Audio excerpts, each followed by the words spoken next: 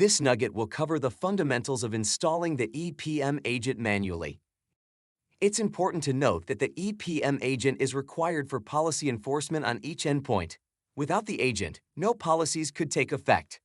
Let's take a look at the process of installing the agent for macOS. After authenticating into the EPM console, navigate to the Download Center. Under the macOS tab, select the applicable macOS release for your endpoint by clicking on the Download button. You'll then see a window pop up for downloading the Agent Installation Kit.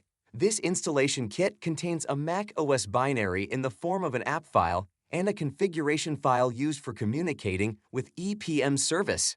For more information on this kit, see our Nugget on deploying at scale. Once the agent kit is created, you'll then see a window stating the agent release information and an installation key that is unique for that agent installation kit.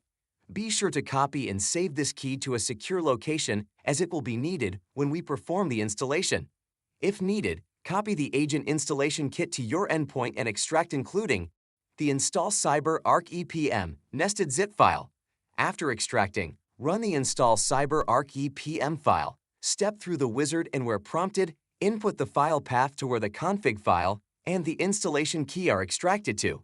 You'll also be prompted to approve EPM system extensions, which are required in order to complete installation.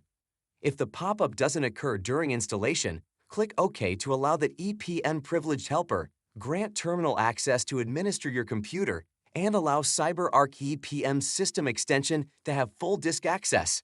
Afterwards, the installation will finish. EPM is installed successfully on your macOS endpoint.